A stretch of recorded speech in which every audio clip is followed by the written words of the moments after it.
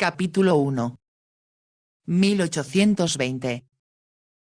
Es la habitación perfecta para tus cuadros, exclamó Astara. Me imaginé que dirías eso, respondió Sir Roderick. Astara miró complacida el amplio salón georgiano. Tenía muros blancos, una ancha cornisa dorada y 3 ventanales que se abrían a una terraza que conducía hacia el jardín. El suave sol de abril que entraba en la habitación caía sobre el mobiliario francés de tapicería de Damasco y en la alfombra de Aubusson con diseño de cupidos y flores. Sir Roderick pensó al mirarla que bien podía haber sido diseñado como marco para la propia Astara. Durante su larga vida nunca había visto nada tan exquisito como su rubio cabello que a veces despedía reflejos de fuego y enmarcaba su rostro en forma de corazón. Sus ojos azules eran del color del mar Mediterráneo durante una tormenta y su piel era como los pétalos de una magnolia. Después de la muerte de sus padres cuando ella apenas tenía 15 años la había dejado en una escuela en Florencia y supuso que al crecer se convertiría en una belleza. Pero a su regreso, 2 años más tarde, encontró que Astara excedía todas sus expectativas. Ahora con un entusiasmo y una vitalidad chispeante que a Sir Roderick le resultaba irresistible, Astara juntó las manos. Encontré el lugar ideal para nuestro cuadro, exclamó. ¿Cuál de todos?, preguntó Sir Roderick. Si recuerdas, hemos coleccionado más de 100. Sabes bien a cuál me refiero y luciría perfecto sobre esa repisa de la chimenea de mármol tallado. Supongo, bromeó él, que te refieres al Juicio de París, pintado por ese alemán casi desconocido. Por supuesto. Es la pintura más hermosa que he visto y sacrificaría todos tus Cranachs, Guardis y Pousins por ella. Espero que no vaya a escucharte algún experto en arte, aunque acepto que Johann van Aken hizo un buen trabajo con ese cuadro que es sin duda el que mejor muestra que estudió el estilo del Tintoretto y de Miguel Ángel. Se dio cuenta de que Astara no lo escuchaba. Estaba contemplando el espacio sobre la chimenea de donde él había ordenado que quitaran uno de los Wootons que su padre había coleccionado. No era el lugar adecuado para un cuadro de tema deportivo, aunque Sir Roderick sabía que era excepcional. Había decidido que todos los cuadros de Wootton, Stubbs y John Cotter se colocaran en el vestíbulo y en su biblioteca. Había mucho que hacer en Warfield Park, pero de regreso a Inglaterra sintió deseos de redecorar la gran mansión con la ayuda de Astara. Sabía que la educación que había recibido en Florencia era muy diferente a la que recibía la mayoría de las jóvenes inglesas y mientras estuvieron en Roma se dio cuenta de que sus conocimientos relacionados con la escultura y templos antiguos tan abundantes en Roma eran muy avanzados. Al verla cruzar la habitación para tomarlo del brazo y hablarle con cariño pensó que parecía una diosa. Nos vamos a divertir mucho, tío Roderick. Hacía tantos años que no disfrutaba de un hogar que todo lo que hay en el tuyo me fascina. Esperaba que así fuera, pero me pregunto, ¿cuánto tiempo permanecerás conmigo para que lo disfrutemos juntos? Ella lo miró sorprendida y él le explicó. A juzgar por los numerosos jóvenes que en Roma pusieron sus corazones, sus títulos y sus arruinados palacios a tus pies, me imagino que lo mismo sucederá en Inglaterra. Astara rió y se formaron 2 hoyuelos en sus mejillas. Arruinados es el mejor adjetivo para la mayoría de los palacios. Y sospecho que gran parte de su prisa por casarse conmigo se debía a la cuantiosa dote que suponían me darías. Lo mismo se puede decir de los nobles que te perseguían en París. Los franceses son muy astutos cuando se trata de negocios. Sir Roderick rió. Tengo toda la intención de que te cases con un inglés. Quiero que algún día vivas aquí y me agrada pensar que cuando me muera tus hijos jugarán en el jardín y corretearán por la galería de pinturas. No hables de morir, suplicó Astara. Es algo que no sucederá en muchos años y sabes que me rompería el corazón perderte. Eres la única familia que me queda. Su voz se quebró un poco y Sir Roderick comprendió que todavía echaba de menos a sus padres. Recordó que cuando los vio juntos a los 3 por última vez pensó que jamás había conocido gente más feliz. Los padres de Astara se amaron como pocas parejas tienen el privilegio de amar. Debido a que fallecieron juntos ninguno quedó viudo ni con el corazón destrozado. Pero quedó Astara y cuando Sir Roderick recibió su llamada de auxilio, acudió con agrado y decidió dedicar los años que le quedaban de vida a cuidarla y protegerla.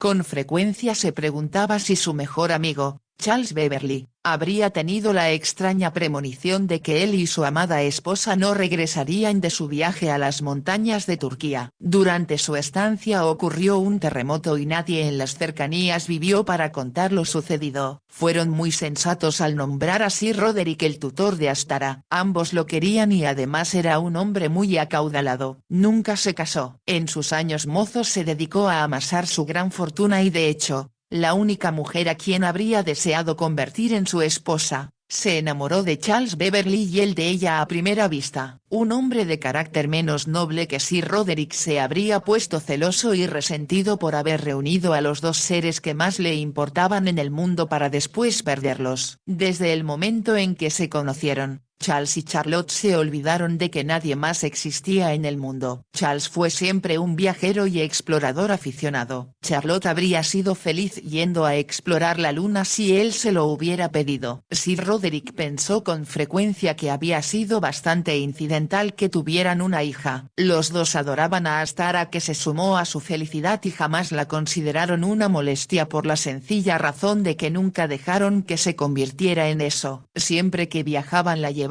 con ellos. Cuando cumplió 10 años Astara había viajado por el Nilo, había permanecido en una canoa en un río infestado de cocodrilos y experimentado tantas tormentas que se convirtió en una excelente marinera. También conoció partes del mundo donde pocos adultos, ya no se diga niños, había penetrado. Por lo tanto, no era de sorprender que cuando quedó al cuidado de Sir Roderick, fuera muy inteligente y conociera temas que cualquier niña de su edad ignoraba por completo. Sir Roderick pensó que necesitaba una educación sofisticada que le permitiera ocupar su lugar en la sociedad para que su belleza extraña y única adquiriera el marco adecuado. Sir Roderick era un hombre de mundo y no había capital donde no se le recibiera bien, ni casa en el campo donde el dueño no se enorgulleciera de atenderlo. Los Warfield provenían de una antigua y distinguida familia y Sir Roderick era el séptimo varón. Le habría sido fácil, ya que muchos países pedían su consejo y se habían beneficiado del mismo, adquirir muchos otros títulos importantes, pero no le interesó. Sin embargo, se enorgullecía en extremo de la enorme y espléndida mansión en Hertfordshire que era propiedad de la familia Warfield desde hacía aproximadamente 500 años. Su abuelo le había hecho adiciones y la parte principal fue reconstruida por completo por Robert Adam. Para Sir Roderick esas habitaciones eran en especial adecuadas para Astara y había dedicado los 2 últimos años, mientras viajaban por Europa, a adquirir pinturas y otros tesoros para decorarlas. Le divirtió ver que Astara se prendara en París de un cuadro de Johann van Aken, quien fuera pintor de la corte del emperador Rudolf II. Comprendió el entusiasmo de Astara por el juicio de París, porque ella, en lo personal, se parecía mucho a las 3 bellas y etéreas diosas que estaban de pie frente al joven y apuesto troyano, confiando recibir la manzana de oro que él le entregaría a la más bella. Astara tenía algo, pensó Sir Roderick, que le faltaba a todas las mujeres que había conocido. Era algo etéreo y difícil de expresar con palabras, sin embargo, sabía que era lo que hacía que los hombres cayeran rendidos de amor ante ella en el momento en que la conocían. Sabía que en Londres no sería muy diferente a Roma o París y que tendría que dedicar mucho de su tiempo a ahuyentar a los cazafortunas. No había mantenido en secreto que consideraba a Astara como a su hija adoptiva y que le heredaría, sino gran parte, toda su fortuna. De pronto, mientras cruzaba la habitación y salía al vestíbulo donde un gran número de sirvientes desempacaban las cajas que contenían sus compras, pensó que con el tiempo eso podría convertirse en una maldición más que en una bendición. Llamó a su agente que supervisaba la operación. «Señor Barnes, deseo que traigan esa pintura al salón y la coloquen sobre la chimenea». Enseguida Sir Roderick. El señor Barnes dio las órdenes. Era un cuadro grande con un pesado marco dorado y tallado. En cuanto lo colocaron, Sir Roderick se dio cuenta de que el buen gusto de Astara era innegable. «Es perfecto, tal como lo supuse», exclamó ella. «Capta el rosa de la alfombra, el azul del techo y siento que toda la habitación gira en torno a él. Entonces lo colgarán enseguida», sonrió Sir Roderick y dio la orden. Decidieron cambiar de lugar otros cuadros, pero Sir Roderick sugirió que sería mejor ponerlos contra la pared para distribuirlos después. Hay tantas otras cosas que deseo mostrarte, querida, le dijo a Astara, que nuestras adquisiciones deberán esperar su turno. Ella sonrió encantada ya que había descubierto en Inglaterra muchos atractivos que no había encontrado en ningún otro país. Estuvo lejos de Inglaterra durante 8 años y le comentó a Sir Roderick que casi había olvidado lo bella que era. «Es más hermosa de lo que imaginé», exclamó emocionada mientras viajaban desde Londres, y realmente siento que regreso a casa. Esa noche se sentaron en el salón después de la cena y él notó que miraba con frecuencia el cuadro, por lo que dijo: «Tu preferencia por el Juicio de París me dio una idea». «¿Cuál?», preguntó Astara. «Deseo que sometas a juicio, no a 3 bellas mujeres, sino a 3 jóvenes apuestos». Ella lo miró sorprendida y él continuó: «Ya te dije que cuando muera heredarás mi fortuna, pero como te habrás dado cuenta existen problemas al respecto, en especial si se es mujer». Habló con seriedad y Astara se deslizó del sofá donde estaba sentada para arrodillarse a su lado. «En tal caso no me des mucho. Sé que temes que me persigan los cazafortunas y siento que sería un error darles tentación. Eres tan preciosa, querida, que cualquier hombre te amaría aunque fueras una pordiosera, pero debemos ser sensatos y reconocer que para la mayoría de los hombres el dinero es irresistible. Deseo que me amen por mí misma. Y así será, te lo prometo. Nadie que te conozca podría dejar de amarte, pero deseo asegurarme de que cuando yo ya no esté mi dinero se manejará correctamente». Astara guardó silencio y él continuó: «Ambos sabemos que la ley le otorga al hombre el control completo y absoluto sobre la fortuna de su esposa. Por lo tanto tenemos que encontrar un hombre a quien tú no solo ames, sino respetes y en quien confíes. ¿Crees que será difícil? No, si me permites que te sugiera 3 aspirantes a tu mano a quienes les tengo completa confianza. ¿No me obligarás a casarme con alguien a quien no ame? Deseo que encuentres la misma felicidad de que gozaron tus padres y habría sido imposible no amar a tu madre. Amaste a mamá profundamente, ¿verdad? Nunca amé a nadie más y por eso, sin reparar en qué clase de joven fueras, como hija de tu madre estaba dispuesto a dedicarte el resto de mi vida». Sir Roderick pasó su mano sobre la dorada cabellera de Astara antes de proseguir: «Pero sabes que te quiero por ti misma y debo intentar encontrar un hombre que te quiera como yo y también que te proteja». «¿A quién sugieres?». «A mis 3 sobrinos». «¿Tus 3 sobrinos?». «Supongo que fue muy tonto de mi parte, pero nunca me imaginé que tuvieras familia. Siempre te consideré un hombre solo. Así he estado. Me gusta mi independencia. Disfruto viajar por el mundo sin ataduras y concentrarme en mis negocios que, como sabes, siempre me han redituado jugosas ganancias». Sonrió como si estuviera complacido por su propio triunfo y continuó: «Pero tengo familiares y entre ellos 3 jóvenes Warfield a quienes por tanto podría confiar mi mayor y más valioso tesoro, tú». Astara apoyó la cabeza sobre sus rodillas. «Me deprime hablar de que me alejaré de ti. Soy tan feliz contigo, tío Roderick, que no deseo casarme. Ya tienes 19 años y no puedo permitir que te conviertas en una vieja solterona». Astara rió. «No lo creo probable», añadió Sir Roderick, «pero no está de más tomar precauciones. Así que antes de llevarte a Londres, donde sin duda serás un éxito instantáneo como lo fuiste en París y Roma, deseo que conozcas a mis 3 sobrinos». «Por supuesto que los conoceré, pero, ¿debo entregarle una manzana de oro a uno de ellos? Dejaremos el resultado final de tu juicio en manos del destino, pero me divertirá ver la respuesta de mis sobrinos a la carta que tengo intenciones de enviarles. Háblame primero de ellos». «Me pones nerviosa». «No hay razón para estarlo. De nuevo debo pedirte que me prometas que no tengo que casarme con nadie a menos que le entregue mi corazón». «Te lo prometo, pero tal vez soy profético al sentirme seguro de que encontrarás en uno de mis sobrinos, que son muy apuestos, al hombre que el destino te tiene deparado como pareja». Astara permaneció en silencio y como él comprendió que esperaba saber más, prosiguió: «Por su retrato habrás visto que mi padre era un hombre muy apuesto. Al igual que tú. Cuando era joven fui bastante apuesto. Al menos eso me dijeron varias adorables damas. Pero mis 3 hermanos menores también lo eran. De hecho llamábamos bastante la atención donde quiera que íbamos. Me habría gustado conocerte en esa época y en lugar de haber deseado casarte con mamá, te habrías casado conmigo. Sir Roderick le hizo una caricia en la mejilla antes de continuar. Creo que debió ser algún antepasado quien nos heredó el deseo de triunfar y una ambición insaciable. ¿Fue esa ambición lo que te impulsó a hacer tu fortuna? Por supuesto. Tenía la ambición de probarme a mí mismo, de demostrar que tenía mejor cabeza que otros hombres. Lanzó una risilla mientras decía, cada vez que obtenía un triunfo financiero, me sentía como un pavo real que desplegaba la cola para proclamar su inteligencia.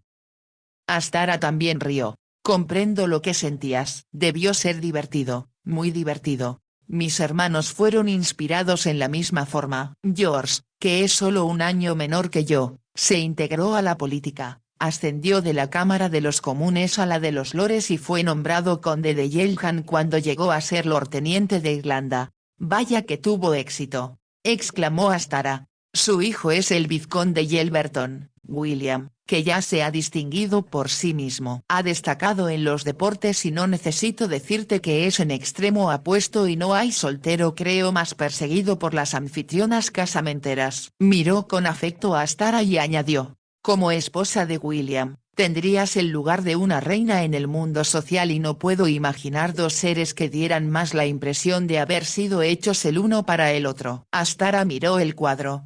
París tenía 3 diosas para escoger. Después de ofrecerme a Apolo, ¿quién sigue? Mi hermano Mark, Lord Warfield. Es Lord Canciller de Inglaterra. Veo que logró su meta. Creo que no hay posición más alta en el gobierno a excepción de primer ministro. Estoy seguro de que Mark solo inclina la cabeza ante el rey. De joven siempre fue muy estudioso pero además tuvo el don de la oratoria y eso lo ha colocado en un lugar muy alto. ¿Y su hijo?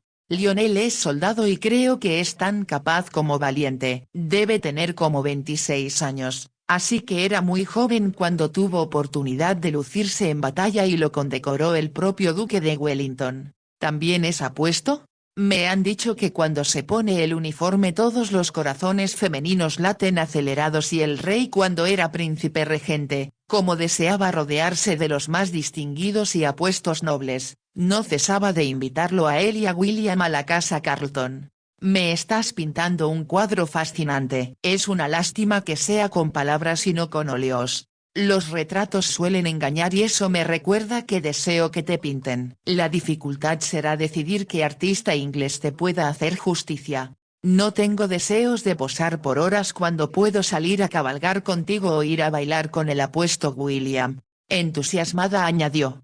Tío Roderick, debemos organizar un baile. Piensa lo divertido que sería. Y en París fuiste mejor pareja que cualquiera de los jóvenes con quienes bailé. Me halagas. Sonrió Sir Roderick, pero es buena idea aunque ya había pensado en dar un baile para ti, no solo aquí sino también en Londres. Vio la alegría en los ojos de Astara y añadió, pero deseo que primero emitas tu juicio. ¿Le temes a mi presentación en Londres? ¿Por qué? Eres muy astuta al darte cuenta pero es verdad. Tengo un poco de miedo. Dime por qué. No sé si has oído hablar de la relajada moral de la sociedad actual inglesa, pero se comenta con frecuencia en el continente. Sí que hablaban del príncipe regente, admitió Astara. Entonces sabrás que desde que el difunto rey, pobre hombre, enloqueció, fue líder del mundo social. Sus romances pusieron un mal ejemplo mientras que su desastroso matrimonio y el hecho de que ahora esté entusiasmado con Lady Conyngham no convierten el mundo social en el mejor lugar para introducir a alguien como tú.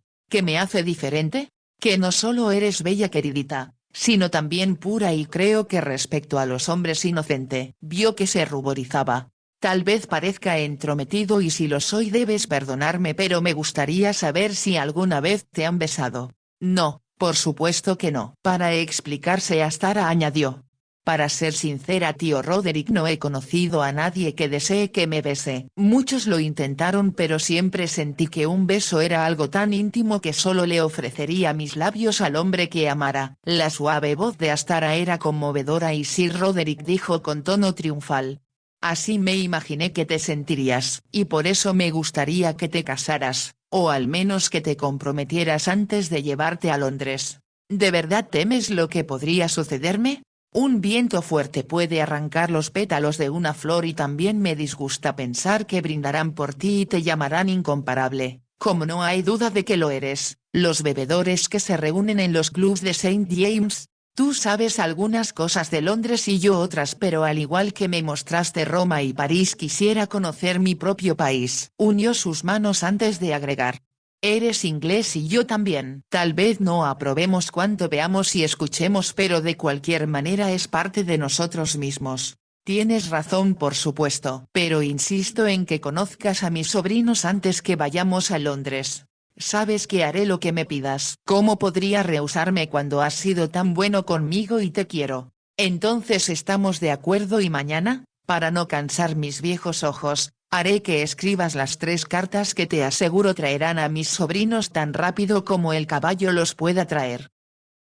Ya me hablaste de 2 de tus sobrinos, pero no mencionaste al tercero. París tuvo que escoger entre 3 diosas. Tengo 3 sobrinos, como tuve 3 hermanos, pero el tercero apenas si nos concierne. ¿Por qué? Porque mi hermano menor Luke fue un fracaso. Pensé que todos habían triunfado. Todos excepto uno, lo que fue una gran desilusión para mi padre. ¿Qué hizo? Como es tradicional en la mayoría de las grandes familias, el hijo mayor debe dedicarse a la propiedad, el segundo a la política, el tercero al ejército y el cuarto a la iglesia. ¿Y tu hermano menor se opuso? No, Luke aceptó y tuvo para elegir 15 parroquias sostenidas por mi padre. Algunas por supuesto eran más importantes y mejor pagadas que otras, pero Luke eligió una iglesia muy pequeña cerca de aquí y aún antes de ordenarse se casó. ¿Tu padre se molestó? Por supuesto. Consideraba a Luke demasiado joven para saber lo que hacía y lo que es más, eligió a alguien sin importancia, sin más recomendación que su belleza. Astara escuchó atenta mientras él proseguía. Mi padre decidió que de todas maneras Luke no podía hacer quedar mal a la familia. Si se convertía en obispo alcanzaría el nivel de sus hermanos y se olvidaría el asunto de su matrimonio. Casi puedo adivinar el fin de la historia, sonrió Astara. Luke fue un tremendo fracaso. Rehusó toda oportunidad de promoción que le ofrecieron, las cuales fueron muchas. Se negó a salir de Little Milden y permaneció allí hasta su muerte. Sir Roderick continuó hablando con desdén.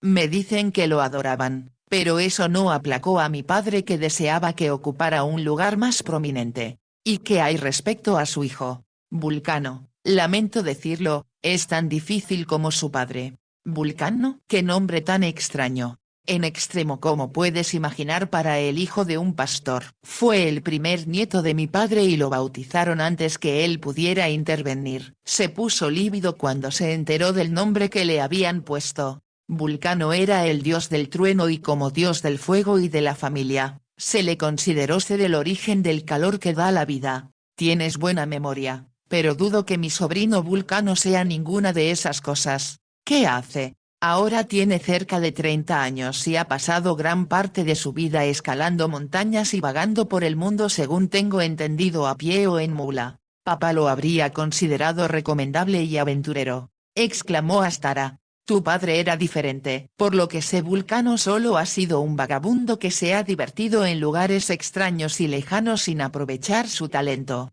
De todas maneras es parte del trío. Pero supongo que será imposible ponerse en contacto con él. Barnes me comentó que después de la muerte de mi hermano convirtió el arruinado molino de Little Milden en una casa y que cuando está en Inglaterra es donde vive. ¿Crees que se encuentre ahí?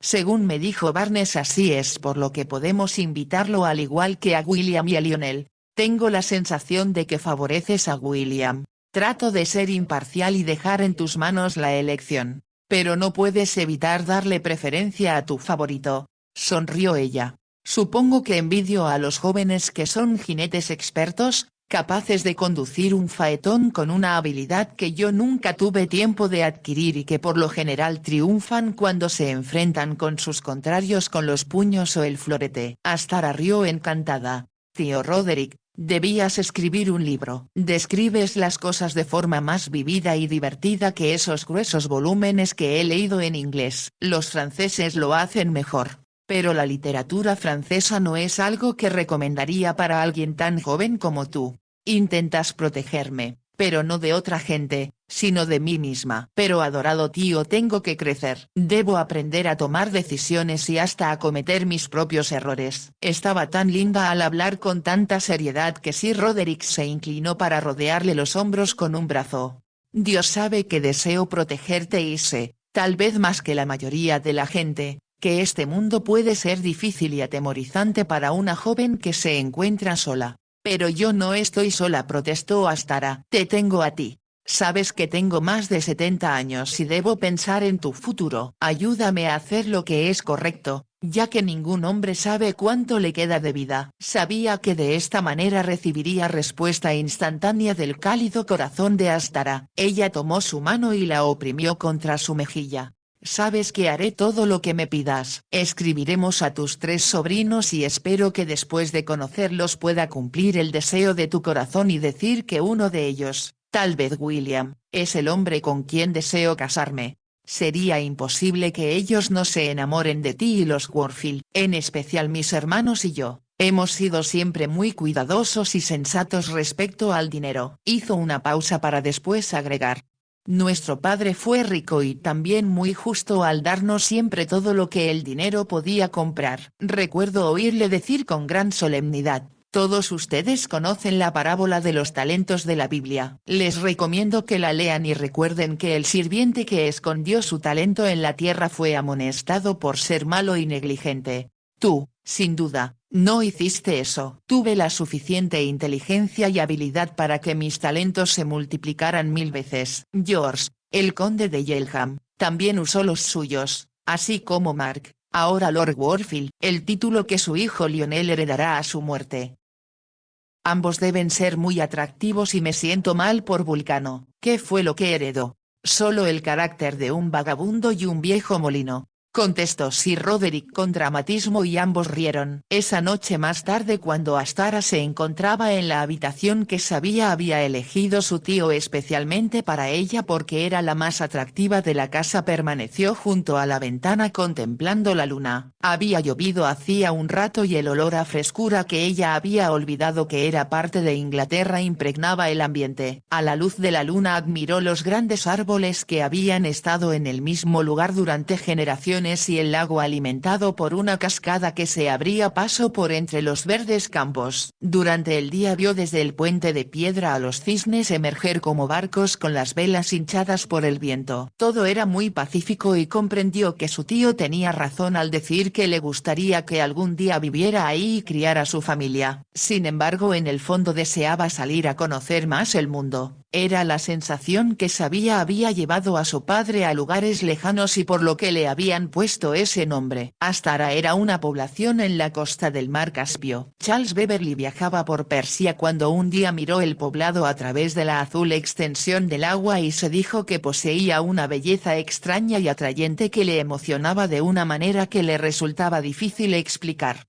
Solo se le contó a Astara cuando ella tuvo edad para entenderlo, que me provocó una sensación que nunca olvidé. Hay lugares, había continuado diciendo, que levantan el espíritu y lo inspiran a uno. Para mí la mayoría fueron extraños e inesperados, ninguno estaba registrado en la guía de viaje. Notó que Astara lo escuchaba e intentaba comprender y prosiguió casi como si hablara para sí mismo. Es en esos momentos que nuestros espíritus, o tal vez diríamos nuestras almas, tocan el infinito y pasamos de este mundo a otro que sin embargo aún no podemos entender. ¿Cómo irse al cielo, papá?, preguntó Astara. Los hombres tienen varios nombres para lo divino. Lo llaman cielo o paraíso, nirvana o balaya y muchos otros. Pero en lo que todos coinciden es que para un hombre lo natural es percibir que hay otro mundo detrás de este. Creo entender, dijo Astara. Lo harás cuando conozcas la sensación que intenté describirte cuando pises,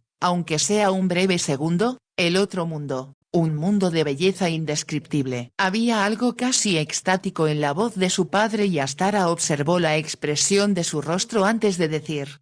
Intentaré, papá, encontrar el mundo que me describes. Lo encontrarás, Estoy seguro. Astara jamás olvidó esa conversación y ahora pensó que había sido esa búsqueda de la belleza lo que había contribuido a que sus padres viajaran tanto. Deseó haber tenido edad suficiente para recordar todo lo que sucedió mientras estuvo con ellos. Cada uno de sus viajes había sido de descubrimiento y por lo que ella había aprendido debía continuar, como ellos lo hicieran. Su búsqueda del otro mundo. No importaba que se encontrara en una montaña lejana, en un río que no apareciera en un mapa o tal vez ahí mismo, en casa bajo los robles. No era el momento o el lugar lo importante sino lo que uno sentía en el altar secreto donde se encontraba el alma. Era el tipo de cosas de las que nunca pudo hablar con nadie ni siquiera con sus mejores amigas de la escuela o con su tutor a quien llamaba tío Roderick. Lo quería. Amaba la agilidad de su mente, el afecto y comprensión que le mostraba en cada palabra que le dirigía. Pero esas otras cosas que había sembrado su padre en ella no era posible decirlas o explicarlas, excepto a sí misma. Tal vez algún día, pensó, encontraré a un hombre que me comprenda. Pero temió ser demasiado optimista. Los hombres que había conocido en Roma y en París le habían hablado de amor y aunque era muy inocente comprendía que era su cuerpo lo que les interesaba, no su mente ni su alma. Se habría sentido turbada y ellos también si hubieran hablado de esas cosas. La deseaban porque era hermosa. La amo. Me vuelve loco. ¿No comprende que si no se casa conmigo lo único que me quedará es morir? La deseo. La deseo. Podía escuchar sus voces repetir más o menos las mismas palabras pero siempre con vehemencia. Los italianos eran quizá los más elocuentes y le pareció muy excitante el brillo de sus ojos, excepto cuando se ponían en exceso dramático y le provocaban risa. Los franceses habían sido más sutiles. Le decían piropos que le era imposible ignorar. Tenían modales exquisitos y muchos de ellos bastante gracia. Pero aunque los escuchaba no despertaban nada en su corazón. Cuando le cubrían la mano de besos pensaba que los labios eran demasiado calientes y posesivos y sentía una vaga repulsión porque todo le parecía muy ficticio. Tal vez pido demasiado al desear gozar del mismo amor que papá y mamá se tuvieron, pensó Astara. Pero sabía que lo que buscaba era un amor que de alguna manera estuviera unido a la belleza que tenía frente así como era el brillo plateado del lago, las sombras púrpuras bajo los árboles, el misterio del jardín poblado de los fantasmas de los que vivieron ahí en el pasado. ¿Qué es el amor? ¿Es parte de la belleza? Era lo que papá trataba de describirme como el otro mundo, pero sus preguntas quedaban sin respuesta. Tal vez algún día lo sabré, pensó mientras contemplaba la luna. Sintió frío, se estremeció, cerró las cortinas y en la oscuridad saltó a la cama con cortinajes de seda.